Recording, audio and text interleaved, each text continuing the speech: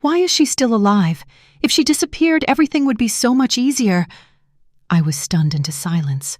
The voice message playing from the phone forgotten on the kitchen counter felt like a knife twisting in my heart. The sweet voice of Allison, the daughter-in-law I had once trusted implicitly, had suddenly turned cold and cruel.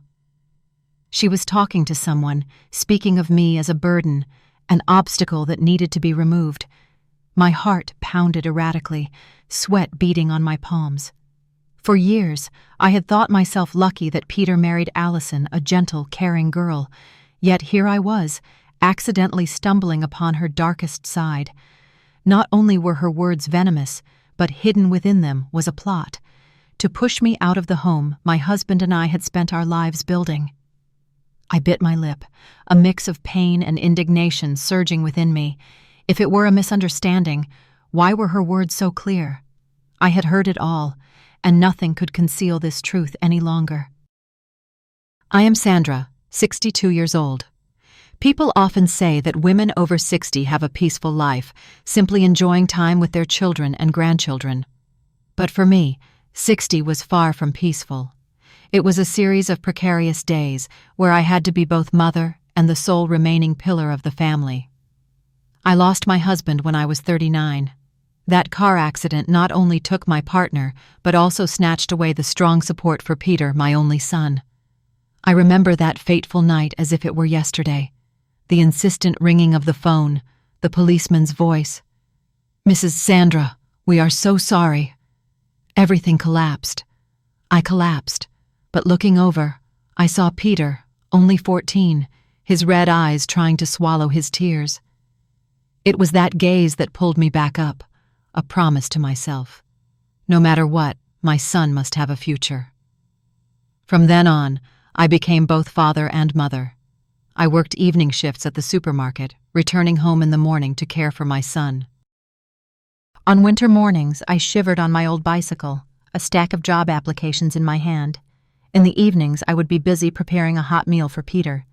There were days I was so exhausted I'd collapse at the kitchen counter, but hearing my son's soft call, "Mom, eat with me," I would force a smile, hiding my weariness.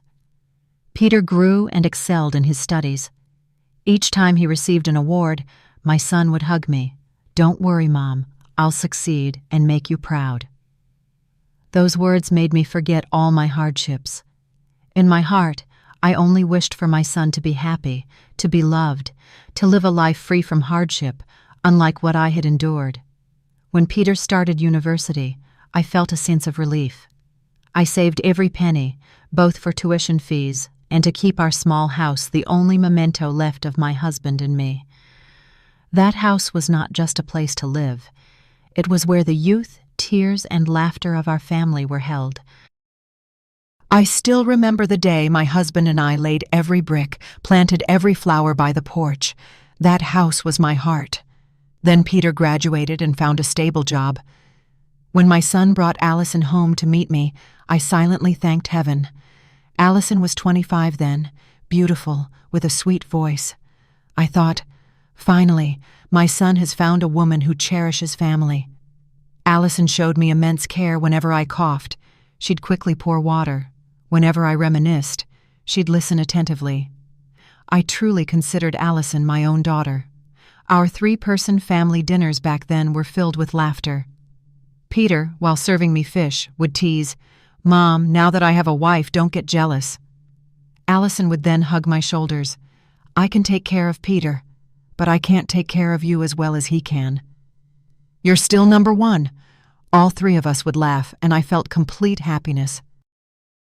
Little did I know then that those tender words were merely a perfect mask. In the early days after the wedding, I truly felt fortunate. Allison was skillful, spoke softly, and always appeared respectful of her mother-in-law. On weekends, she often invited me to go to the market, holding my arm as we walked, as if we were mother and daughter. The neighbors would sigh. "Sandra is so lucky to have a daughter-in-law who loves her like her own." Hearing that, I felt a swell of pride. However, sometimes a hint of something unreadable flickered in Allison's eyes. Once, I caught her staring at the photo of my husband on the wall. Her gaze wasn't one of respect, but seemed calculating.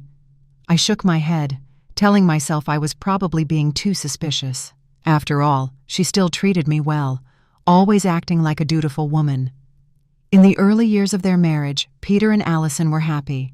They had a darling baby boy, the first grandchild, who made me feel less lonely. I remember those days, holding the baby in my arms, the scent of milk still on my hair, and I thought, this is the reward I deserve for all my hard years. Peter always thanked me. Without you, Mom, I don't think I would be where I am today. I smiled and gently patted his shoulder. I just hope you find lasting happiness. However, ever since Peter started his career, Allison's presence in the family gradually became different. At first it was just casual remarks. Mom, why don't you move to a retirement home? They'll have people to take better care of you there. I was taken aback, but Allison quickly corrected herself. I'm just worried about your health. Please don't misunderstand. I forced a smile, trying to believe it was just concern. Another time, Allison carelessly blurted out in front of acquaintances, Sandra often forgets things lately, probably due to old age. My heart ached hearing that. I knew I was sometimes slow, but never to the point of confusion. I looked at Peter. He gave a forced smile and didn't seem to notice, but in my eyes, Allison seemed to be planting seeds of doubt. I still wanted to hold on to my faith. No matter what, Allison was my son's wife and my grandchild's mother. But day by day, her careless words and small actions only confused me more. I remember once, while I was cooking, Allison walked into the kitchen and glanced at the red paper, the property deed for the house on the shelf. That look was quickly hidden by a smile. Is there anything I can help you with, Mom? But my heart inexplicably tightened. Memories of the beautiful years with Allison mingled with a growing unease. The more I recalled her initial sweet words, the more bitter I felt. It turned out, perhaps, it was all just a facade. And then, the day I accidentally heard that voice message, all the scattered fragments of doubt from the past pieced together into a complete picture, a terrifying picture I never wanted to believe. One thing I remember vividly, every time I spoke of this house, Allison would listen with a peculiar look in her eyes. I spoke of the early days, planting rose bushes on the porch with my husband, of the winters we spent huddled by the fireplace. Sometimes Peter would even joke, Mom, you say that over and over, this house must be your treasure. I would smile and reply softly, yes, this house is my heart. And because of that, I cherished even more when Allison seemed to share that precious feeling. She once held my hand and whispered, Don't worry, Mom. I'll always consider this place our home. That promise, thinking back now, only makes my heart ache. Occasionally, I still felt the change distinctly. Allison no longer showed interest in gathering around the dinner table, often citing work or pulling Peter out instead. I reassured myself. Young people need their freedom. I shouldn't be too strict. But gradually, those distances turned into a chasm. In the evenings, when I sat alone in the living room, listening to their laughter and chatter upstairs, loneliness would creep into my heart. The beautiful memories of Allison, when she first became my daughter-in-law, were slowly becoming a luxury of the past. Once, I suggested we all take a family photo to commemorate the occasion. Allison smiled, but in an instant, her eyes flickered towards Peter as if signaling something. Peter scratched his head and refused. Let's do it another time, Mom. I forced a smile, but my heart sank. I wondered, had I become a superfluous person in my own home? The more I tried to hold on to the good memories, the more brutal the truth became. Every time I recalled Allison gently putting her arm around me, promising to treat me like her own mother, my heart ached. Was it possible that from the very beginning it was just a skillful act to win over me, the elderly mother who owned the house she was after? The answer came on that fateful day when Allison's phone, left behind on the kitchen counter, revealed a voice message I never expected. Each word in it was like a sharp knife, tearing apart all the sweet memories I had once believed. Amidst those sounds, I heard not only contempt, but also the cleverly hidden schemes that had been brewing for so long, and that was the moment I understood. All those beautiful memories had shattered. I could no longer naively believe that Allison was my second daughter. The gentle facade had fallen, revealing a cold truth, a truth that would sweep me into stormy days ahead. From that moment on, everything began to change, and the real storm had only just begun. After listening to that voice message, my heart was still trembling. But before the pain could subside, Allison's overt actions began to reveal themselves more and more shamelessly, as if she no longer needed to maintain her pretense. It all started with conversations about finances. Peter had just been promoted. His income was stable, while I lived simply on my small savings. One evening during dinner, Allison looked at her husband, her voice sweet, but her eyes cold. "Dear, I think we should start thinking about the future.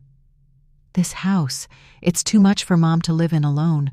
Why don't we sell it and buy a new, more spacious house? The whole family would have more room." I froze, the spoonful of rice in my hand dropping onto the table. Peter frowned slightly. "But this is Mom's house. Mom has lived here her whole life. How can we sell it?" Allison smiled, pouring more water into my glass as if to mask her tension. "I'm just thinking about Mom. Mom is getting older, and a new modern house would be safer." The words sounded reasonable, but my heart ached. I understood that this house was not just an asset, but the very blood, sweat, and memories of my husband and me. I glanced at Peter, hoping he understood. Fortunately, that day, he firmly shook his head. But Allison did not give up. A few days later, I accidentally overheard her on the phone, her voice low but clear enough for me to recognize. "If we can sell that house, we'll have capital to invest. I can handle all the paperwork, as long as Peter agrees." I stood behind the door, my hands clenched tightly. The way she said, "that house," not "Mom's house," sent a shiver down my spine. Not stopping there, Allison began to sow poisonous whispers. In front of others, she would often make casual remarks. "Mom Sandra has been quite forgetful lately. She forgot to lock the door the other day. Fortunately, I managed to get back in time." It seems Mom's memory has worsened considerably. She must have a hard time living alone. Each word was like a drop of water, constantly falling, gradually forming a crack. I noticed Peter was starting to worry, his eyes occasionally glancing at me searchingly, as if to verify if what Allison said was true. One evening, Peter brought it up. "Mom, have you been forgetful lately? I heard Allison said you've been careless a few times, and it's dangerous." I was stunned into silence. So the seed of doubt had taken root. I quickly tried to explain, but Peter's gaze remained hesitant. The feeling of being doubted by my own son made my heart ache, as if all my years of raising him were being shaken by mere fabrications. I started paying closer attention. Once I found the antique vase, a memento of our anniversary, placed askew, almost deliberately as if to make it fall. Allison casually walked out. "Oh, good thing it didn't break." "You must have put it in the wrong place, Mom." Her expression at that moment sent chills down my spine. The small pieces of evidence kept appearing, but not enough for me to expose her. I was cornered, filled with suspicion, but unable to voice it. Inside me, anxiety grew, like dark clouds gathering to signal an approaching storm. In the following days, I felt a constant unease, as if an invisible hand was stealthily closing in on me. And then, one morning, as I was tidying the closet, I discovered the house deed was no longer in its usual drawer. My heart leaped into my throat, and sweat broke out. I frantically searched the entire room, finally finding it in another drawer, a place I was certain I had never put it. Just as I was trembling, holding the folder, Allison walked in, a faint smile playing on her lips. "What are you looking for, Mom?" I quickly hid the folder behind my back. "Nothing. I was just tidying up." She looked at me intently, her eyes flashing with something strange. Then she chuckled softly. "Make sure you keep it safe, Mom. Losing important documents can be a real hassle." From that day on, I became even more vigilant. I started keeping my bedroom key in my pocket, even when I went to take a shower. But Allison seemed to no longer hide her intentions.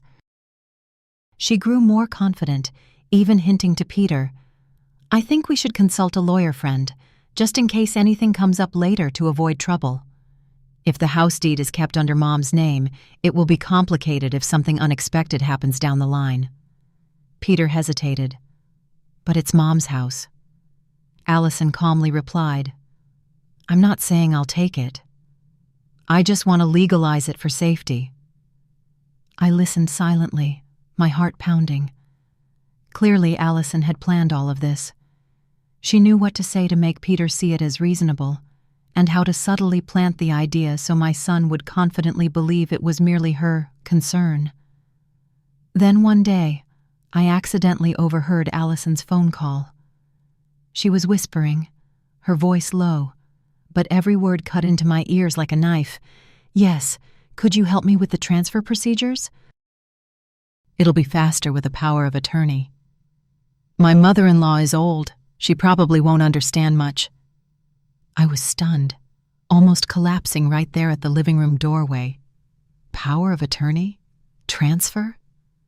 So all her concern and gentleness were just a facade to get her hands on my assets. That night I tossed and turned, unable to sleep. I recalled every small gesture, every time Allison helped me organize my papers, every time she skillfully mentioned my old age and forgetfulness. None of it was a coincidence anymore. It was a series of deliberate actions. I began to jot down everything: the time, the words, the attitudes. Cornered, I knew Peter would never believe me without proof. My son loved his wife and would easily think his mother was just suspicious due to old age. The situation grew increasingly tense. One evening, I walked into the living room and saw Allison talking with a strange man, about 40, who looked like a lawyer. They fell silent upon seeing me, and Allison smiled, introducing him casually. "Oh, he's just a friend, here to advise on investments." But I recognized the blue folder on the table. It was a photocopy of my house deed. I had no more doubts. Allison was systematically preparing to take this home away from me. I returned to my room, my hands trembling, tears welling up. From memory, I heard my husband's voice from long ago. "This house is where we raised our children, a testament to our love." I clenched my fists, telling myself, no one has the right to take it. After I caught Allison with the strange man and the blue folder, my vigilance doubled. But instead of backing down, Allison became even more reckless. She began to openly spread rumors, painting me as a senile old woman in everyone's eyes. One afternoon, as I was picking some vegetables in the garden, our neighbor, Mrs. June, approached me, looking worried. "Sandra, your daughter-in-law has been telling me lately that you're forgetful and sometimes put yourself in danger. Is that true?" I was speechless with surprise. It turned out Allison wasn't just talking within the house, but also spreading rumors to the neighbors. I forced a smile, trying to hide my hurt. "I'm fine, Mrs. June. Don't worry." But as she turned away, I saw doubt in her eyes, and my heart sank. Not stopping there, Allison deliberately set up situations to humiliate me. Once, while I was cooking, she quietly turned the gas up higher. When Peter walked in, Allison feigned panic. "Peter, look! Thank goodness I came in. Mother left the stove on so high the kitchen almost caught fire." Peter looked at me, his eyes filled with concern. I quickly tried to explain, but my words were lost in the thick air of suspicion. I began to feel isolated in my own home. Every action, every word could be twisted by Allison into evidence of my fading mind. I wondered, was I slowly losing everything, my son's trust and my own dignity? But then, a small glimmer of hope appeared. On one occasion, Allison deliberately spilled water on the floor and then called out loudly, "Mother, come here and help me with something." Before I could reach her, she screamed, "Oh my goodness, Mother, you're going to slip! How could you be so careless?" At that very moment, a small beep sounded from the corner of the room, the security camera I had installed earlier to monitor the house while I was away. I shivered for a moment, then realized Allison had forgotten about this too. When I reviewed the footage, it was clear. She had intentionally spilled the water, then acted as if I was responsible. I immediately saved a copy onto a USB drive and kept it securely in my locked cabinet. My heart pounded with both fear and a burning flame of defiance. Not long after, Mrs. Ajun visited again and whispered, "The other day, I overheard your daughter-in-law talking on the phone in the yard. She said, 'Once we have a few more instances proving she's no longer lucid, everything will be easier to handle.'" "Sandra, you need to be careful." I was stunned. So it wasn't just about rumors. Allison had planned a long-term strategy. The drip feed of evidence, the camera, the neighbor's words, the staged incidents felt like needles pricking at my patience. I knew I couldn't stay idle any longer. That night, I sat alone in the living room, the yellow lamplight casting a glow on my aging face. I looked at the family photo, Peter smiling radiantly, Allison with her arm around my shoulders. The picture was once my happiness. Now it's a stab in my heart. I whispered to myself, if I remain silent, soon everything will be taken away. I must fight back, even if I'm alone. And from that moment on, I prepared for an unequal battle between an aging mother and her cunning, greedy daughter-in-law. After Allison's traps, I thought I was accustomed to her malice. But no, she had a more ruthless move, one that pushed me straight to the brink of despair. One afternoon, I returned home earlier than usual. The living room door was ajar, and through the gap, I saw Allison sitting at the desk, a familiar file in front of her. She carefully placed a blank sheet of paper on a contract, then meticulously traced its lines with a ballpoint pen. My heart leaped. That was my signature. I stood frozen, as if struck by lightning. All these years, I never thought I'd witness a daughter-in-law forge her mother-in-law's signature to seize assets. Allison did it with chilling calmness, her lips pressed together, her eyes focused, as if she had practiced many times. I stumbled back, but accidentally made the door creak. Allison jumped, quickly shoving the papers into her handbag. Seeing me standing there, she immediately gave a strained smile. "Mom, you're back? I was just looking at some papers." I looked straight into her eyes, my voice choked. "What are you doing with my signature?" Allison blinked, then her eyes suddenly reddened, like an actress getting into character. "You misunderstand.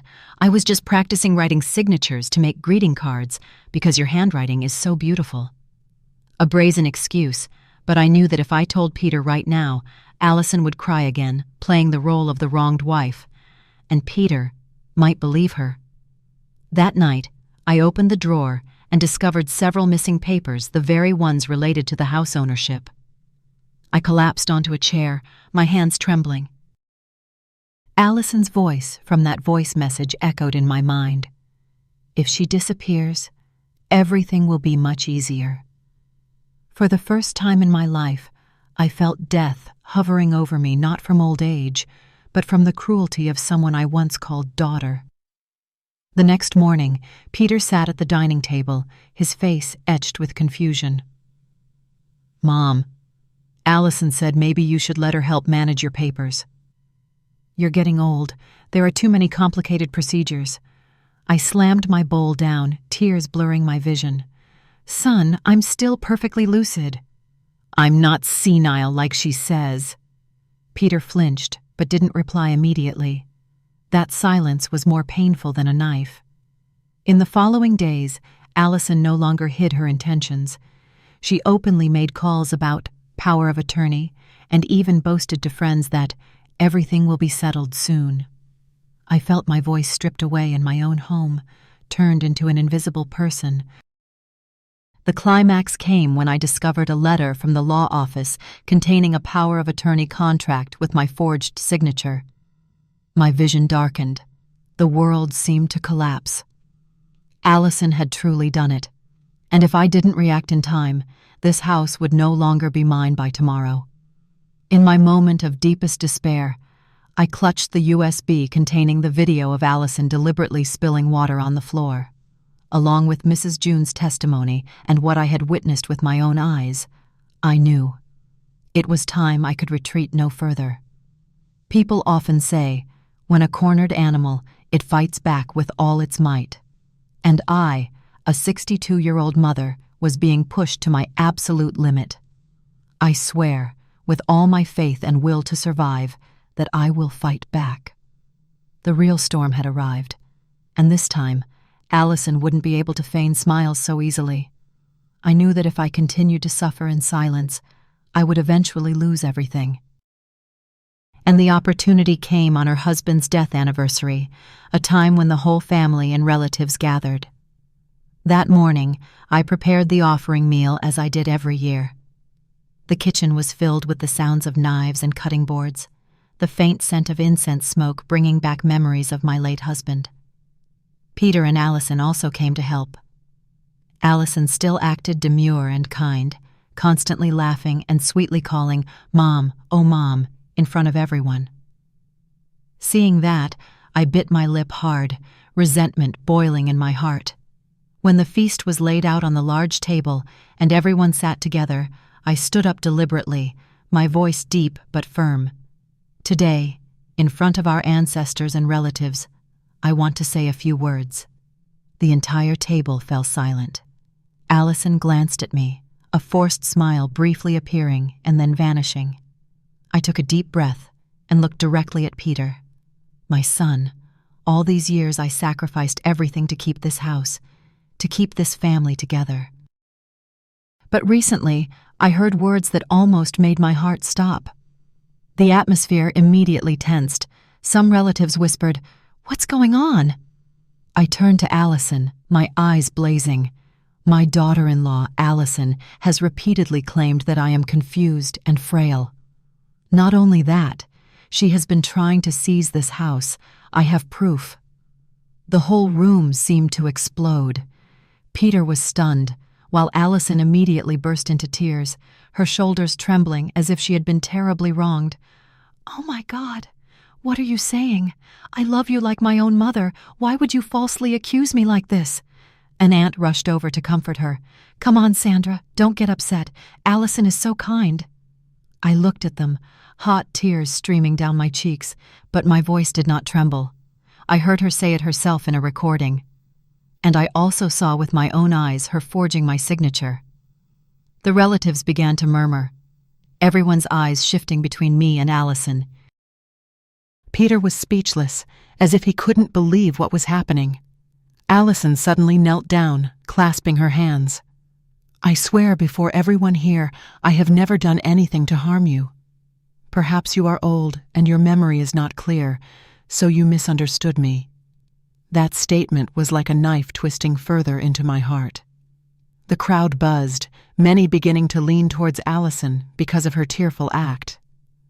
I saw Peter was also flustered, not knowing who to believe. But in my heart, my resolve had ignited. Today, Allison would no longer be able to hide behind the mask of a virtuous and kind daughter-in-law. The air in the room was suffocatingly heavy. Every eye was fixed on me, an elderly mother trembling before her husband's altar, and all her relatives. If I wasn't strong enough, everything would collapse, and Allison would win. I stood up straight, though my knees were shaking, and took a small USB drive from my pocket. My voice was clear and strong. If anyone still doubts, please listen to Allison's own voice. Peter looked at me, his eyes bewildered, then silently plugged the USB into the Bluetooth speaker they used for music. Just seconds later, a cold voice echoed through the silent room. Why is that old woman still alive? If she disappeared, everything would be much easier. I closed my eyes, my heart aching once more, but the entire room gasped in unison. Some people covered their mouths. Others looked at Allison with shocked expressions. Allison turned pale, but quickly burst into tears. "No, I was just joking with a friend. I didn't mean anything by it. You're all misunderstanding." An uncle frowned. "Allison, is this what you call a joke? Your voice is so clear, and you were even plotting to get rid of your mother-in-law." Peter sat frozen, his hands clenched into fists. I looked at my son, hoping he would take my side, but he remained silent. Allison quickly grabbed Peter's hand, sobbing, "You have to believe me. I love your mother. I never had any ill intentions. Someone must have edited this recording to frame me." I tightened my grip, then continued. "If it was just a joke, then how do you explain the forged signature on the power of attorney? I saw you do it with my own eyes." The room buzzed with chatter. Some aunts started whispering, "That's truly frightening. I've heard Allison complain about her mother-in-law before. I didn't expect it to be this serious." Allison shot up, her face streaked with tears, but her eyes flashed with sharpness. "You're making it all up. If you wanted to harm me, you could fabricate anything, couldn't you? I'm just a daughter-in-law. How could I dare to offend you like this?" Her words struck a chord, causing some relatives to hesitate and lean towards Allison. An uncle said softly, "Sandra, this is a serious matter. Perhaps you and your daughter-in-law should discuss it privately instead of making a scene in front of the ancestral altar." I chuckled wryly, tears still falling, but my voice was firm. "No, I must speak today, because if I remain silent, I will lose everything. My husband, resting in peace, would never forgive me if I let this home be stolen from us." The room fell silent, save for Allison's sobs. Peter lowered his head, his shoulders trembling. I knew that, in my son's heart, a fierce battle of belief was raging. The room was filled with such tension that everyone held their breath. Allison remained kneeling, tears streaming down her face, but her eyes were no longer as clear as before. They sparkled with panic. "Honey," Allison clutched Peter's hand, her voice trembling. "You must believe me. Everything your mother said is not true. I only want what's best for our family." Peter looked up, his eyes red-rimmed, looking at me, then at Allison. My son's voice was hoarse. "But what about the recording? I can't deny it, Allison. I heard every word clearly." Allison clung to Peter's sleeve, weeping. "I just misspoke. I was under pressure. I didn't mean it. Don't you see how strange your mother has been lately? She's forgetful and suspicious. I just wanted to help you bear some of the burden." Those words were like a knife twisting in my heart. I bit my lip hard, my trembling hand resting on my husband's altar, and whispered, "My love, today I must protect this family at any cost." I pulled out a photo from my pocket, taken by the security camera the exact moment Allison spilled water on the floor and pretended to blame me. I held it up for everyone to see. This is the truth. She not only spoke, but she also acted to make me seem senile. The relatives stirred, some jumping up to stare intently at the photo. Allison turned pale, her eyes wide with horror. "No, that's not mine. Someone edited the photo." She shrieked, her voice cracking, but this time her excuses sounded weak. An uncle stood up, his voice sharp. "Allison, if you are innocent, why are you so quick to deny it before anyone can verify?" Allison choked, her lips moving, but no words coming out. Peter slumped into a chair, clutching his head with both hands. I saw my son's shoulders tremble, tears falling silently. That was the first time I knew the faith in my son's heart had been shattered. The air grew heavy. No one dared to laugh or speak anymore. Allison kept her head bowed, still sobbing, but no one ran to comfort her. The mask of a virtuous daughter-in-law she had worn for years had cracked wide open before the ancestral altar and the entire family. I took a deep breath and quietly sat down, my heart heavy, but my gaze firm. The first public confrontation had ended, and this time I was no longer silenced. I knew Allison would not surrender easily. She would retaliate with even more insidious tactics. But within me, a fire had ignited. I would fight to the very end. After the confrontation in front of the relatives, the house was no longer as peaceful as before. Words were exchanged. Peter's attitude changed. Not violently, but there was a distance. I knew Allison was clinging to every opportunity to turn the tables, and I knew that in this fight, emotion alone was not enough. The law had to be on my side. The next morning, I called June and asked her to take me to a lawyer she knew. Stepping into the small law office, a cold wind gusted at me, making me feel smaller than ever. The lawyer, a middle-aged woman with a serious gaze, listened to my entire story without interruption. I handed her the USB drive, photocopies of the house deeds, and camera footage. She took them, examined them carefully, then her face reddened as she said, "Sandra, perhaps we need to act immediately. If there are signs of forged signatures and fraudulent evidence, I will help you file a request to halt the transfer and investigate the signatures."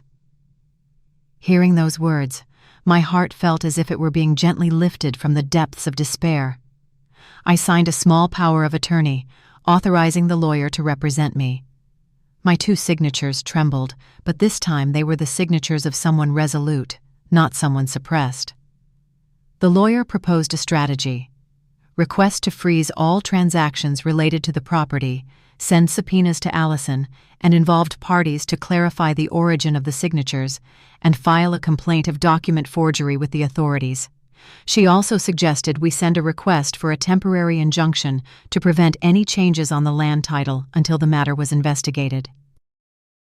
Each word she spoke was like a needle piercing Allison's fear, and I could feel the strength of the law on my side. Financially, the lawyer advised me to review all accounts, insurance policies, and recent transfer of funds. Allison might have secretly transferred some assets or used acquaintances as intermediaries. I immediately recalled her talks of investment and solutions. Now I had to see if those were loopholes for withdrawing funds. We compiled a list of all related transactions, printed bank statements, and requested a freeze on suspicious accounts. As soon as the HOSO was drafted, the lawyer sent a notice to the bank and prepared documents to file with the district court. I felt a fear mixed with hope, fear that Allison would retaliate, but hope that this time the evidence and the law would clarify everything. On the way back, I looked at my beloved home through the car window. It was still the same, sunlight dappling the tin roof, the rose bushes still blooming. But inside me, everything had changed forever. That evening, Peter visited and sat silently at the table. I looked at my son, my voice gentle yet firm. "My son, I don't want a war between you and your wife, but I will not let anyone steal what your father and I have preserved our entire lives. I have already consulted a lawyer. I want everything to be transparent." Peter lowered his head, listening intently. I didn't know how he would react, but at least I had acted. No longer passive, no longer just tears. News that I had sought legal intervention somehow reached Allison quickly. Just a few days later, I received a notice from the court.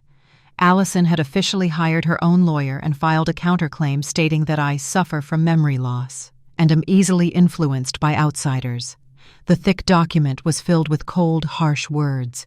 Reading each line, I trembled with indignation.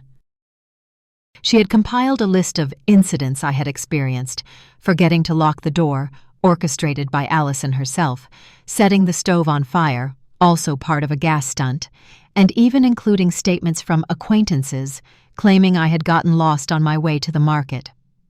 Everything was exaggerated into a file proving senility. Not only that, but Allison also produced a power of attorney with a signature identical to mine, asserting that I had agreed to transfer the management rights of the property to her. The copied document was smoothly presented by her lawyer, complete with a forged authentication stamp. I bit my lip, tears welling up. Without strong evidence, I could be rendered powerless in my own case. My lawyer looked at me calmly. "Mrs. Sandra, don't worry. We will prove this signature is fake. I will request a signature analysis from a specialized agency. Once the results are in, Allison will have no room to deny it." Immediately, we submitted the request for analysis. I signed several different signature samples for comparison. My hand trembled, my grip weak, but I knew each stroke of ink was a weapon. Not stopping there, my lawyer also advised me to contact the bank and obtain transaction statements for Peter and Allison for the past 3 months. The results sent a shiver down my spine. Strange amounts of money were consistently transferred into an account under the name of the man I had seen in the living room that day. The amounts weren't large, but were regular, indicating a preparation for an escape route. I also asked Mrs. June to be a witness, to recount what she overheard in the yard. Allison talking about a strategy to prove the old lady is senile. Mrs. June agreed, adding firmly, "I am willing to testify in court. Your daughter-in-law cannot deceive the whole world." The small pieces of the puzzle began to fit together. The audio recording, the security camera footage, the neighbor's testimony, the bank statements, and the pending signature analysis results. I knew Allison would still fight back, but for the first time, I felt the scales begin to tip in my favor. Peter, upon seeing the stack of documents Allison submitted, remained silent for a long time. But when I showed my son the bank statements, Peter's eyes darkened, his trust wavering. I simply placed my hand on his shoulder and softly said, "The truth will come out. You must believe what you see with your own eyes." On the day I received the signature analysis results, I was so nervous I could barely open the envelope. My lawyer gently pushed the file towards me, her eyes resolute. "This is the most crucial evidence." I slowly turned each page. On the paper, the bolded text shone like a light piercing the darkness. The signature on the power of attorney document does not match Mrs. Sandra's sample signature. Conclusion: forgery. I slumped back into the chair, my eyes blurring with tears. After so many days of holding back, of fear, finally, a legal authority had confirmed. I had not lost my mind, nor had I ever authorized Allison. That very day, the lawyer immediately submitted the results to the court, along with all supplementary documents: the USB recording, the camera footage, the bank statements, and Mrs. June's sworn testimony. The thick file was enough to paint a true picture of Allison, a calculating individual who fabricated stories and forged documents to seize assets. When Allison's side learned the news, she became furious. I heard from a few acquaintances that Allison hastily called her lawyer, slammed the table, and shouted, "Impossible! How could she have so much evidence?" But no matter how she reacted, the truth had been brought to light. That evening, Peter sat across from me in the living room. He no longer looked me directly in the eye as before, but stared fixedly at the analysis results. Peter's voice choked. "Mom, I truly don't know what to say. I used to believe Allison, but with this much evidence, I can't." I placed my hand on the table and took my son's hand. "My dear, I don't want to break up the family, but justice and truth must be protected. I've already lost my husband once. I can't afford to lose this home as well." Peter pulled his hand away, clasped his head, and remained silent for a long time. But I could clearly see in his eyes that his trust in Allison had fractured, and that's what made me believe I was no longer alone in this fight. That night, I looked at the house bathed in a soft yellow light, my heart overflowing with gratitude. Peter's father in heaven must have been watching too. Allison thought she could crush me with legal and financial means, but in the end, the law itself stripped away her mask. I knew. The next round of battle wouldn't be fought on paper alone. Allison still had plenty of fight left, and this time she would use public opinion, a weapon many wicked people often exploit. But I was ready. As the law began to tip the scales in my favor, Allison changed her strategy. She knew it wouldn't be easy to win in court, so she tried to sway public opinion. Within days, rumors spread throughout the neighborhood. Old Mrs. Sandra has lost her mind. She's forgetful and paranoid, making up stories to harm her daughter-in-law. I went to the market and heard the vegetable vendors whispering behind my back. Poor Allison, to have such a difficult mother-in-law. Yes, I heard Mrs. Sandra even caused a scene at the anniversary memorial. I clutched my basket of vegetables, my throat tight. Clearly, Allison had used her words to turn me into a public spectacle. Not content with just the neighborhood, Allison skillfully drew in acquaintances and close neighbors. She invited them to her home, feigning a pitiful tone as she recounted her story. I just want to take care of Mom, but she doesn't understand and thinks I'm trying to steal the house. I'm so tired. Those fake tears softened many hearts. Some even turned to blame me. Mrs. Sandra, you're old and easily angered. You should think of your children, too. The accusations pierced my heart like daggers. I had lived my entire life in this very neighborhood, never offending anyone. Yet, after just a few sweet stories from Allison, I became dictatorial, selfish, and a liar. But this time, I chose not to remain silent. My lawyer advised, public opinion is a double-edged sword. If you let her control it, you'll become isolated. Let's reveal the truth. I began to open up to my close neighbors, showing them part of the evidence: the security camera footage of Allison spilling water on the floor, the signature analysis report. Some were shocked, shaking their heads. I can't believe it. Allison seems so kind, yet... The tide of suspicion began to turn. Then, a real opportunity arose. The local church organized a community gathering. I knew Allison would surely put on a show there, so I brought a USB drive and the analysis report. Just as I expected, in the midst of the crowd, Allison tearfully recounted, "Everyone bear witness. I love my mother-in-law with all my heart, yet she accuses me of wanting to harm her. I'm so heartbroken." The entire hall buzzed. I stood up, my voice trembling but clear. "If I am fabricating this, please listen to this recording." The sound from the speakers filled the air. It was Allison's voice. If she were out of the picture, things would be so much easier. The entire audience fell silent. Eyes began to shift, from sympathy to astonishment, then to indignation. Allison stood speechless, her lips trembling. For the first time, public opinion was no longer entirely on her side.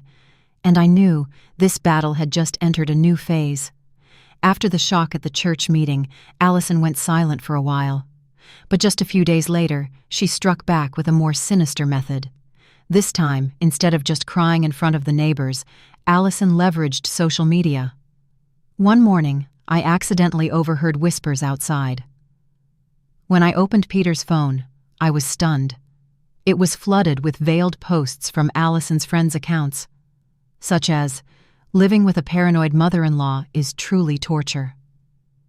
When someone is old and unstable, they stubbornly cling to their assets, not thinking of their children. No names were mentioned, but everyone understood they were talking about me. Dozens of shares and comments expressed pity for Allison. Poor girl, dealing with a difficult mother-in-law. My heart ached, as if the whole world had turned its back on me. I had lived a decent life for decades, and in just a few lines, my reputation was utterly tarnished. But I refused to let myself break. I remembered my lawyer's words. Public opinion is a double-edged sword. To regain justice, you need living witnesses. And then, fate offered me an opportunity. One afternoon, Mrs. June came over, her face filled with alarm. "Sandra, I just overheard Allison arguing with her friend at the cafe. She clearly said, 'Just post a few things online, and everyone will take my side, so I can get that house.' I heard it with my own ears." Upon hearing this, I trembled with a mixture of anger and relief. Immediately, I asked Mrs. June to write a statement, clearly signed. The lawyer also advised me to find digital evidence. Posts made around the time Allison called her friends, IP traces, things the court could easily investigate. What's more, a young neighbor, Daniel, came to see me proactively. He said, "I accidentally overheard Allison telling her friend, 'Attack the old lady more, so everyone believes it's true.' I felt it was so unfair, so I wanted to testify for you, ma'am." I was speechless, tears welling up. There were still people willing to speak up for the truth. I brought all of this to the next community meeting. When Allison began her usual display of victimhood, I calmly presented Mrs. June's and Daniel's testimonies. The entire room gasped, and many turned to look at Allison with disgust. Allison's face turned pale, her lips moved, but she couldn't utter a word. Her fake tears were no longer enough to save her this time. After that community meeting, the entire neighborhood's attitude seemed to change completely. People no longer looked at me with pity or disdain. Instead, they whispered behind Allison's back, "That girl is a good actress.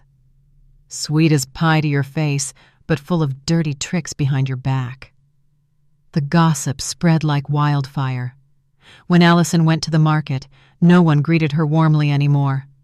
The vegetable vendors said coldly, "Buy it or don't. We don't like selling to two-faced people here." Allison held her head high, trying to appear calm, but I could clearly see her hands trembling as she counted her money. Her fake facade had crumbled, and public opinion had turned against her. As for me, after suffering injustice for so long, I finally felt the warmth of the community. One morning, Mrs. June stopped by and placed a bag of vegetables on the table. "Here, I brought this for you. People know Allison's true colors now. Don't worry, everyone is on your side." I was choked up, only able to squeeze her hand. For years, I thought I was alone. It turned out that when the truth was revealed, many people still refused to let evil prevail. But Allison wouldn't let go. I heard from the lawyer she had hired a new legal team preparing to sue me back with accusations of slander and defamation. The public opinion attack failed, and now Allison was focusing all her energy on her last weapon, the court. Peter grew increasingly quiet. My son rarely spoke to Allison, and they even slept separately. But in Peter's eyes, there was still a hint of conflict. After all, she was his wife, the mother of my grandchild. I understood that Peter's heart was breaking, and I didn't want him to collapse in this battle. Late at night, I sat alone in the living room, looking at my husband's photo on the altar. I whispered, "My dear, I've come this far. Allison has a final move, but I'm ready too. I won't let you and this house be defiled. Justice must prevail." Outside, the wind howled intermittently, as if heralding the arrival of the final storm. And I knew the fateful battle would take place in court. On the day of the first trial, I wore my old black coat, my hands trembling, but my steps firm. On the other side, Allison appeared in an elegant dress, her hair neatly styled, her face meticulously made up. She maintained the role of a young wife slandered by her mother-in-law, while I was just a little old woman with silver hair. In the courtroom, the white lights cast a cold glare. Before me sat a stern judge, and beside him, the jury. The air was deathly silent, broken only by the gavel's strike. The court is now in session. Allison's lawyer stood up first. He spoke in a smooth, sweet voice. "Your Honor, my client, Mrs. Allison, is a devoted wife and a filial daughter-in-law. However, Mrs. Sandra, her mother-in-law, has repeatedly shown signs of memory decline, paranoia, and fabrication. Therefore, Mrs. Sandra falsely accused my client of plotting to seize assets. We have witnesses who can attest that Mrs. Sandra has endangered herself and her family." Allison lowered her head, softly wiping away tears. I saw some people in the courtroom frown, seemingly showing sympathy. My heart felt as if it were being squeezed, but I refused to falter. It was my lawyer's turn. She stood up, her voice strong. "Your Honor, we will prove the exact opposite. Allison not only fabricated stories about her mother-in-law's mental health, but also directly forged signatures and attempted to seize this house." She presented a thick file and placed it on the table. The rustling of paper echoed, as if turning over pages of sin. "This is the signature analysis report from the specialized agency, confirming that the signature on the power of attorney submitted by Allison is a forgery. This is a surveillance camera clip showing Allison deliberately spilling water on the floor and then blaming Mrs. Sandra. This is an audio recording of Allison's voice. If she disappeared, everything would be much easier. The entire courtroom buzzed. Murmurs spread rapidly, and the jury exchanged serious glances. Allison turned pale but still tried to force out tears. "No, it's all been edited and staged. I'm just a daughter-in-law. I would never dare to do such a thing." The judge banged his gavel, demanding silence. I sat there, my back straighter, my gaze no longer evasive. For the first time, I felt like my voice was being heard. The first witness called was Mrs. June. She slowly recounted what she had heard outside. Allison admitted to creating evidence to prove I was confused. Her voice trembled, but it was firm. Allison's side immediately questioned her, but Mrs. June didn't back down. "I've lived next to Sandra for decades, and I've never seen her lose her mind. I'll stake my honor on it." Allison sat below, her lips bitten tight, her fingernails digging into her palms until they were white. The trial that day concluded without a verdict, but I knew Allison's facade of lies was beginning to crack, and the most public, the most brutal battle had only just begun. The trial entered its second day, the atmosphere growing even more tense. I sat in the witness box, my hands ice cold, but my heart pounding. Today, my lawyer would present the financial evidence, the most crucial piece of the puzzle, to expose Allison. My lawyer stood up and addressed the court. "Ladies and gentlemen, in addition to forging signatures, Allison also engaged in unusual financial transactions. This is a bank statement showing numerous regular transfers to an account under the name Daniel Smith, the very man who appeared at Mrs. Sandra's house with Allison." The courtroom buzzed. I caught a glimpse of Allison falter, her eyes filled with panic before she quickly masked it with an annoyed frown. And the lawyer continued, "This proves Allison collaborated with an outside party to prepare for the illegal transfer of the house. We have a witness who confirms seeing Allison exchange documents with this man." The witness called to the stand was Daniel, the young neighbor. He clearly recounted overhearing Allison discussing with a friend. "Post a lot of slander about that old lady, so I can get the house." As his words echoed in the courtroom, Allison sprang up, shouting, "Lies! He's making it all up!" The judge banged his gavel, demanding she maintain order. That loss of control only fueled the courtroom's suspicion. Then it was Allison's lawyer's turn to counterattack. He presented a few medical certificates, attempting to prove I had undergone memory tests at the hospital. These records indicate that Mrs. Sandra shows signs of cognitive decline. My client was merely concerned about her mother-in-law's health. I was stunned, then realized. Yes, I had taken memory tests, simply because I occasionally forgot small things. The doctor at the time had clearly stated, "Normal aging, no pathology." But Allison had exploited this. My lawyer calmly requested the hospital provide the full official conclusions. A few minutes later, the document was read aloud. No signs of dementia. Conclusion: normal. Noise erupted throughout the room. The doubtful glances now turned towards Allison. Her face turned pale, her lipstick smudged. Peter sat behind me, his hands clenched, his eyes red. I glanced back, meeting my son's complex gaze a mixture of pain and anger. Allison attempted to salvage the situation, standing up and addressing the court. "I only wanted what was best for Mother. I never intended to steal the house, never. If I had money to transfer, it was just business." But her voice trembled, her words disjointed. The entire courtroom could sense it. The dutiful daughter facade had finally shattered. The trial concluded in a heavy silence. But within me, hope ignited. Allison was almost defeated. There was still one final move, and that would be when justice prevailed. On the final day of the trial, the air in the courtroom was thick and suffocating. I sat in the plaintiff's seat, my hands clasped, my eyes fixed on the judge's bench. Across the aisle, Allison wore a white blazer, her face ashen, her lipstick smudged, her eyes darting wildly like someone who hadn't slept for nights. The judge banged his gavel, his voice echoing. "Today, the court will hear the final witness before rendering its verdict." The door opened, and a witness entered. It was the bank employee who had processed the transfer request submitted by Allison.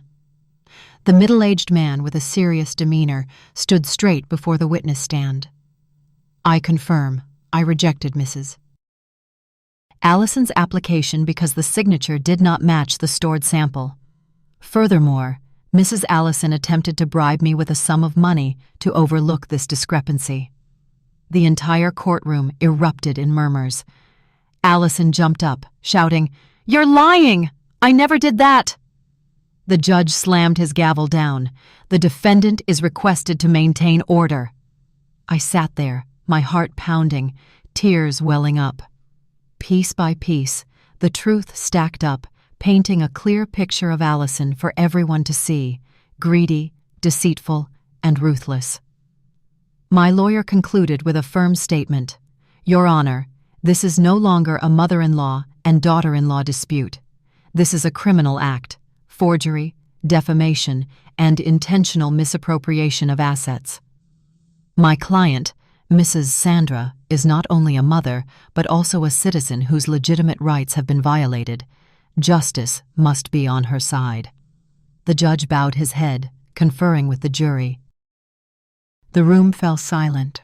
Only the ticking of the second hand could be heard.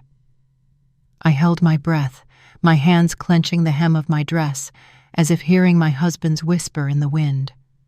"You must be strong." Finally, the gavel sounded with finality. The court declares, "The power of attorney in the name of Mrs. Sandra is forged and invalid. Ownership of the house fully belongs to Mrs. Sandra. The defendant, Allison, must issue a public apology and provide compensatory damages for defamation. Furthermore, the case file regarding the forged signature and bribery will be transferred to the investigative authorities for criminal prosecution." I burst into tears, not of pain, but of relief. After months of being trampled upon, the truth had finally been vindicated. Peter sat behind, his face buried in his hands. Then my son stood up, walked over to me, and hugged me tightly. "I'm sorry, Mom. I was blind for so long." I hugged my grown son, feeling his shoulders tremble. In that moment, I felt my husband smiling somewhere far away. As for Allison, her face contorted with anger and despair, she was led away by 2 police officers, struggling and crying out, "It's all that old woman's fault. Without her, I would have had everything." But this time, no one was listening anymore. In everyone's eyes, Allison was just a failure, exposed and stripped bare before justice. The trial concluded, and I knew I had won, not just for myself, but for truth and righteousness. The trial ended, and justice was on my side. But for Allison, her nightmare had just begun. The very next day, news of the case spread throughout the neighborhood. What Allison had tried to hide for so long was now exposed to the light. People whispered by their doorways, gossiped at the cafe. How could a daughter-in-law dare to forge her mother-in-law's signature? I always thought she was nice. I never imagined she was so wicked. The air surrounding Allison was heavy, like a social condemnation. When she went to the market, no one greeted her anymore. The vegetable and meat vendors turned away coldly, many even whispering audibly for her to hear. Selling to her brings bad luck. Allison forced a smile, trying to pretend she didn't hear, but her hands trembled, her fingers clenching her handbag until her knuckles turned white. Every step she took now felt like walking on hot coals. Peter remained silent. After the verdict, my son moved in with me and my granddaughter temporarily, to have time to think. That night, I saw Peter sitting alone in the living room, his eyes vacant. He whispered, "I can't believe it. How could Allison do this? I simply placed my hand on his shoulder. Some wounds cannot be healed overnight. As for Allison, upon returning home, she discovered a notice from the court plastered on her front door. Property under protective custody, all transactions prohibited. She screamed in despair, her cries echoing down the street, but no one paid any attention. The next day, the company where Allison worked also sent a notice of suspension. They cited pending criminal investigation results as the reason, stating they could not allow an employee involved in a forgery case to continue working. I heard from an acquaintance that Allison collapsed at her desk upon receiving the decision, sobbing uncontrollably, but no one offered comfort. From a woman once praised by the whole neighborhood as gentle and skillful, Allison was now considered a deceitful, despicable person. Friends gradually distanced themselves, and invitations to gatherings disappeared. Her phone was filled with accusatory messages. "Don't contact me again. I don't want to get involved in your trouble. You greedy, deceitful wretch robbing your own mother-in-law." I didn't feel joy at this scene, but I couldn't deny that my heart felt lighter. The truth had been revealed, and Allison was paying the price, not with words, but with social isolation and contempt. But I knew this was just the beginning. Allison would have to endure much more as the consequences of her actions came back to her one by one. Less than a week after the trial, Allison received the official decision from her company. Employment contract terminated. No more waiting, no more chances. She wailed, but her manager simply replied, "The company's reputation is more important. We cannot harbor someone involved in forgery." Allison grabbed her bag and left the office under the contemptuous gazes of her colleagues.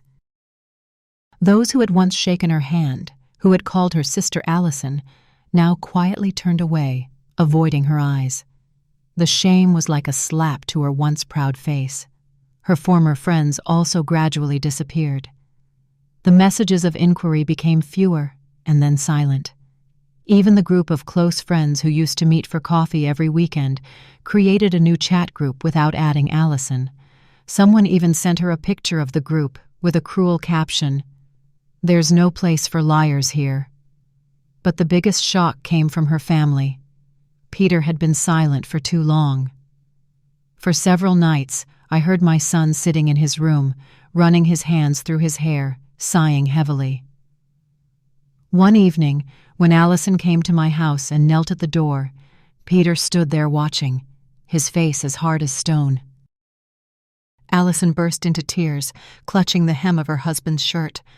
"Believe me, I made a mistake. I just wanted what was best for the family." Peter gently removed her hands, his voice deeper. "I believed you for years. But you betrayed not only my mother, but me as well. This house holds my father's memories, my mother's blood and bone. You can treat me poorly, but how dare you trample on her love for this family?" Allison shrieked, covering her face as she cried, "I just wanted a better future." Peter shook his head, tears streaming down his face. "What future is built on betrayal?" The next day, Peter filed for divorce. As the divorce papers were signed, Allison froze. Years of striving to build the image of the perfect wife now vanished like smoke. Her husband's family turned their backs on her completely. The aunts and uncles who had defended her at the ancestral feast now avoided her. Some even taunted her directly. A guilty secret cannot be hidden forever. Allison lived in a silent apartment, her phone ringing only with calls from the bank demanding payment, from the landlord demanding rent. No job, no husband, no honor. Every night the light filtering through the window illuminated the emaciated figure of someone who had once basked in praise, now fallen to the depths of disgrace. I watched this scene from afar, without schadenfreude, but also without pity. It was simply the price Allison had to pay for what she had sown. After losing her job, her husband, and her honor, Allison was like a fallen leaf in a storm. In the early days, she still tried to maintain a neat appearance, but as time went on, her looks grew more haggard. Her hair was disheveled, her clothes wrinkled, her eyes dark from lack of sleep. People still saw her wandering the streets, her face gaunt, clutching a worn-out handbag. Whenever she encountered an acquaintance, Allison would lower her head, walk quickly, and avoid their scrutinizing gazes. But how could she escape the whispers? Look, the daughter-in-law forged signatures and stole her mother-in-law's house. Truly, what goes around comes around. Each whispered word was like a dagger piercing her heart. Allison, accustomed to admiring glances, was now met only with contempt. Her finances rapidly dwindled. Without a job, her meager savings were no longer enough to sustain her. The landlord repeatedly pressed her for rent. Once, Allison broke down in tears in the hallway, begging, "Please give me more time. I'll pay. Please, sir." But the landlord remained cold. "I don't harbor liars. You need to leave." And so, Allison was forced onto the streets with only a few old suitcases. None of her old friends opened their doors to her. Even her own family disowned her, fearing they would be associated with her disgrace. As night fell, Allison was seen huddled at an abandoned bus stop, her vacant eyes watching the rush of cars. Whenever someone passed by, she quickly covered her face, afraid of being recognized. But the more she hid, the more people talked. I heard Mrs. June say that she once saw Allison standing silently in front of my house, her eyes red, as if wanting to enter. But when Peter appeared in the yard with their young son, Allison immediately turned away, tears streaming down her face.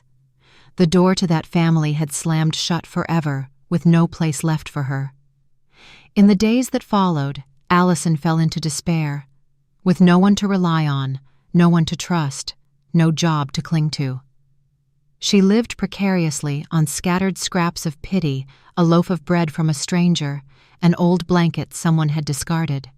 From a woman once praised as a virtuous wife, devoted daughter-in-law, Allison became an outcast reviled by society.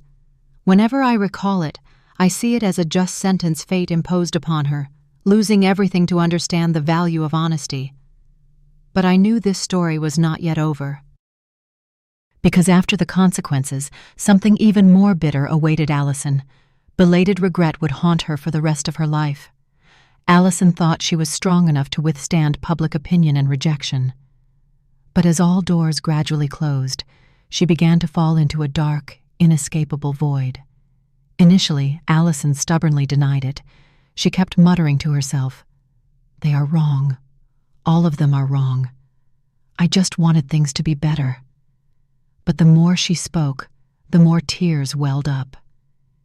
In the makeshift rented room, with its stained walls, Allison sat hugging a pillow, her mind reeling with haunting images. The judge's gavel, Mrs. June's voice testifying, Peter's disappointed gaze. Every night, Allison had nightmares.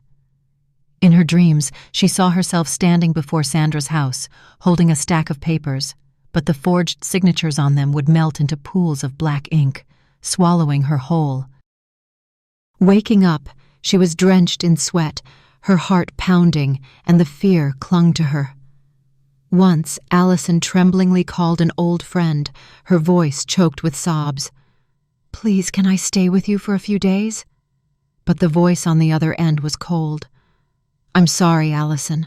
I don't want to get involved. Don't contact me again." The phone slipped from her hand.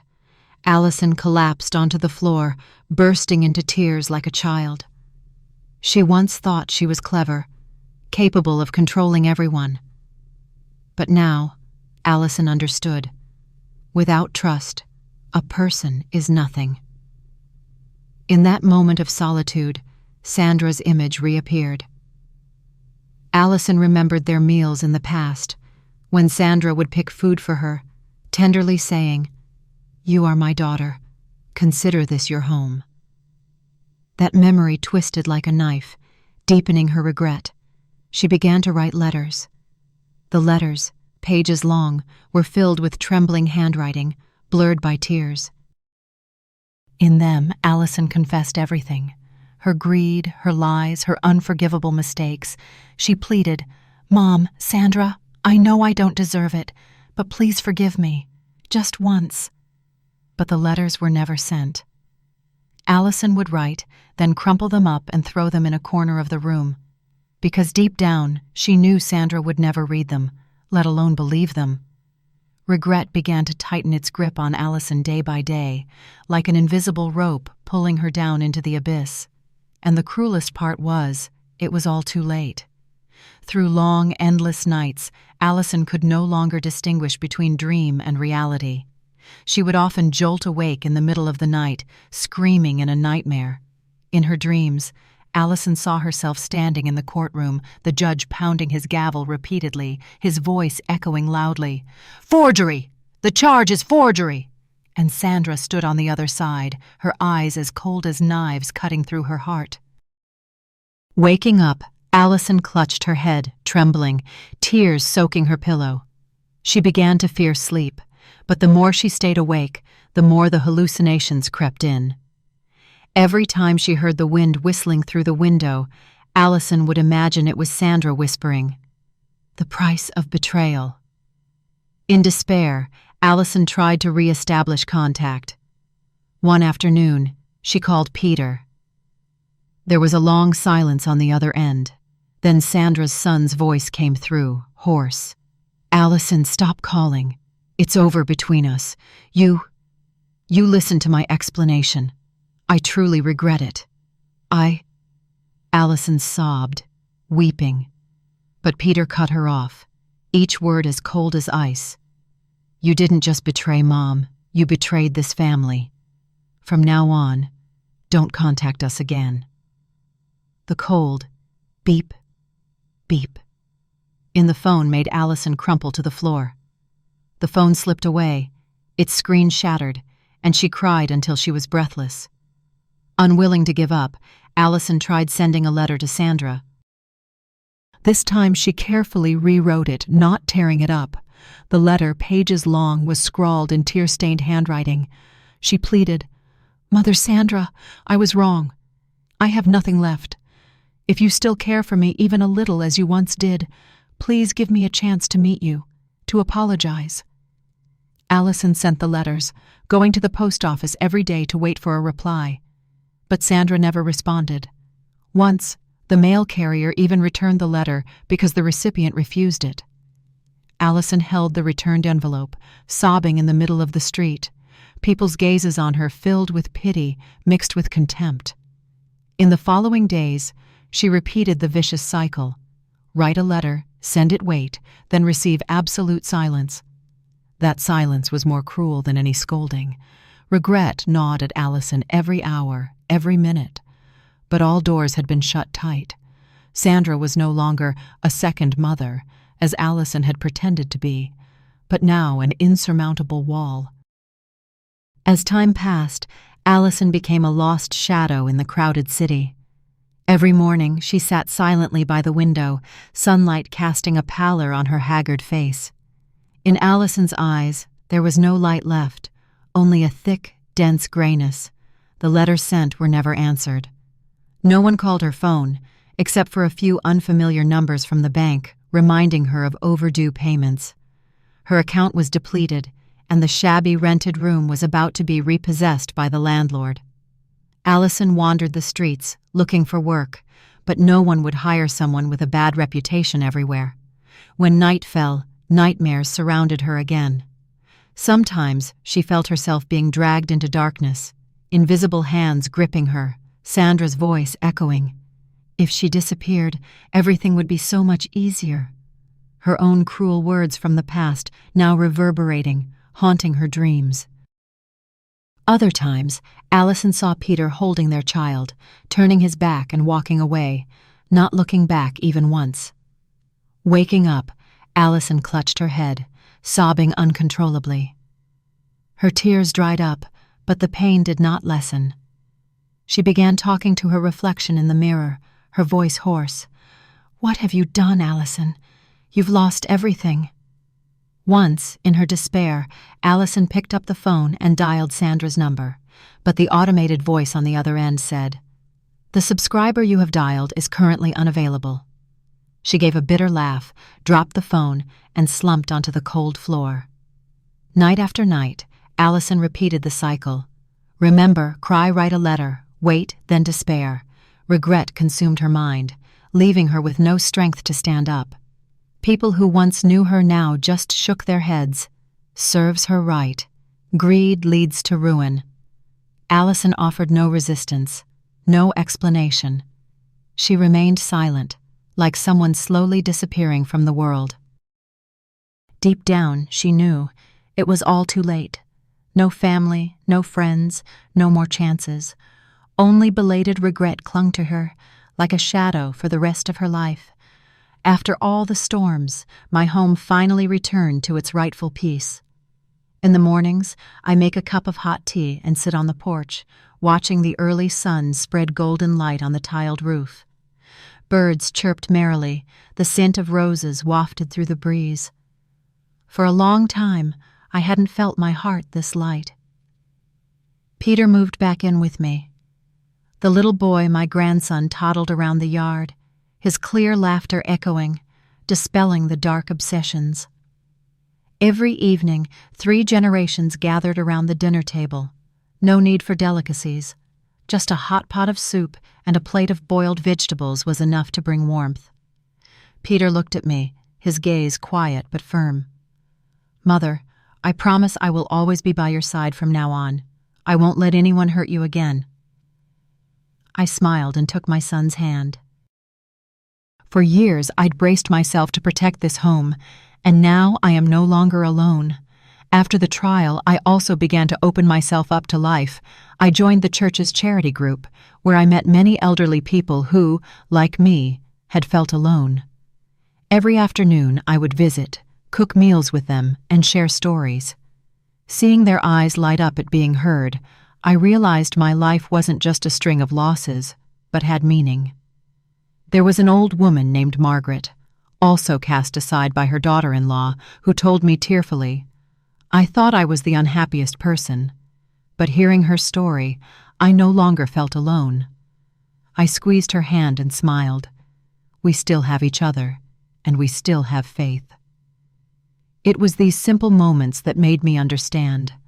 Happiness isn't in possessions, but in human connection, in appreciation and love. Occasionally, painful memories of Allison would still surface, but instead of resentment, I felt only a quiet calm. Allison chose her path, and she paid the price. As for me, I chose to let go to continue living, so my son and grandson could grow up in an atmosphere free from bitterness. Every evening, I still burn incense for my husband and whisper, My dear, I finally kept this home. But more importantly, I kept my heart still capable of love, of forgiveness, even after being hurt to the very core. In the days that followed, the rhythm of life in the small house gradually returned to normal. But it wasn't normal like before, but a new kind of peace, a peace after the storm. I became more involved in volunteer work. Every week, my elderly friends and I would visit nursing homes, prepare meals, read, and chat with those who had no one left. Many times, seeing their smiles, I would see myself in them. Someone who feared abandonment, but was fortunate enough to have a chance to start anew. Peter also changed a lot. After the divorce, my son seemed to have lost a part of his vitality. In the early nights, I heard Peter sitting on the porch, sighing softly. I quietly went out and sat beside him, saying nothing, just placing my hand on his shoulder. Gradually, Peter began to open up. Mom, I feel so guilty. If I had believed you sooner, perhaps things wouldn't have gone so far. I shook my head and smiled gently. No, my son. Everyone gets blinded by love sometimes. What matters is that you finally saw the truth. Peter's inner wounds didn't heal easily, but with time and love for his young son, Peter gradually recovered. He became more involved in his work, spent time playing with his son, and sometimes even helped me cook. Some evenings, 3 generations would sit on the porch, watching the moon, listening to the rustling leaves. These moments, seemingly simple, were more precious to me than any wealth. My grandson, the boy who had witnessed his parents arguing, gradually regained his innocent smile. Every morning he would run around the yard shouting, "Grandma, look what I drew." The scribbled yet colorful drawing made me emotional. I knew he was learning to believe in love again, thanks to a safe home to grow up in. I realized that storms not only take away, but also bring opportunities for rebirth. They taught me to cherish small things: a family meal, a sunny afternoon, a child's laughter. Deep down, I no longer wished for Allison to return and ask for forgiveness, not because I hated her, but because I had learned to let go. Forgiveness sometimes isn't about embracing the other person, but about freeing yourself, not letting hatred gnaw at you. Watching Peter rise again step by step, watching my grandson grow up innocently, I felt a peace like a calm lake after a storm, and I understood finally that family isn't measured by blood, but by respect and genuine love. On a late autumn afternoon, I sat on the porch watching my grandson run around the yard, his laughter echoing in the golden sunlight. Peter was fixing the rusty gate, sweat beading on his brow, but his eyes shone with joy. In that moment, I suddenly understood. This was true happiness, simple, peaceful, and unpretentious. I recalled everything I had been through: tears, betrayal, days that seemed impossible to endure. But those very pains taught me a valuable lesson. True family lies not in blood, but in respect and love. Allison used to call me Mom, but without respect, her words were just an empty shell. Conversely, neighbors, friends, those who stood by me when I was desperate, they gave me a sense of family. I learned to let go of hatred, to find freedom in my soul. When I no longer harbored resentment, I realized how light life could be. I can smile when I think of the past, because the past led me to the present, a peaceful life where I live authentically with love. Every week I still volunteer, giving what I can. I realized that the more I give, the fuller my heart becomes. Happiness doesn't come from possession, but from knowing how to share. That night, I lit incense for my husband and softly said, "Honey, I finally managed to keep this home together." But more precious than that, I've kept our son, my grandson, and my own inner peace. I turned to Peter and smiled. "My son, remember, money can be lost, but love and respect are what hold a family together." Peter nodded, hugged me, and whispered, "I understand now, Mom." Outside, the wind rustled gently, carrying the familiar scent of roses. I closed my eyes, letting my mind drift in tranquility. I knew that from now on, my life would enter a new chapter, no longer days of pain, but a journey of sowing love.